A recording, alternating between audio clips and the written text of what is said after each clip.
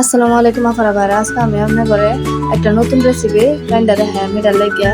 যে রেসিপিটা হইলো লইট্টা শুটকির ভর্তা রেসিপি।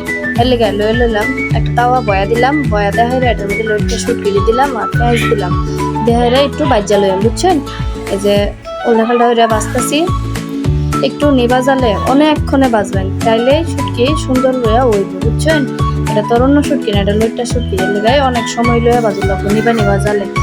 পরে পেঁয়াজটা কতক্ষণ বাজা এমন মনে হয় যে পেঁয়াজটা হয়ে গেলে আমি পেঁয়াজটা উড়াই লইলাম। আমি পেঁয়াজটা উড়াই লইলাম, উড়াই হাইরা পরে দিলে আবার অনেকক্ষণ লাইরা সেরা সময় লইয়া কুচিনা করবেন। অনেকক্ষণ লাইরা সেরা নিবা জালে লাল হয়ে বাজ্যা লইবেন, বুঝছেন?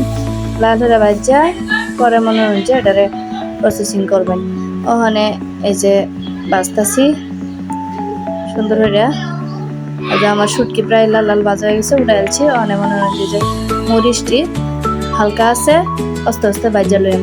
মরিচটি বাজা শেষ হলে পরে মনে হয় যে ভর্তা বানানি রেসিপির যে আমরা মরিচটি বাজা শেষ উঠাই লইলাম। এই যে দেখুন আমি সব কিছু তৈরি উঠে লইলাম।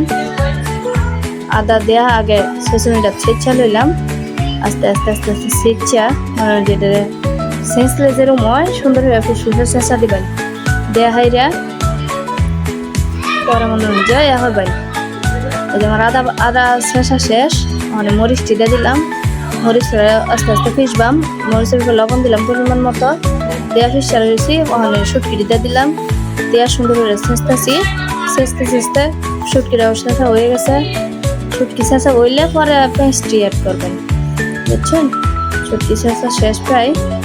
এখন মনে হয় যে পেঁয়াজটি সুন্দর করে দেয়া ছেঁচালো শুটকি ছেঁচা শেষ, বুঝছেন? দেখুন আমি কিবা শুটকি দিয়ে ছেঁচছি। এই পর্যায়ে পেঁয়াজটি দিলাম, দেয়া হাইরা আস্তে আস্তে আস্তে আস্তে এদিকে হইরালো, বুঝছেন?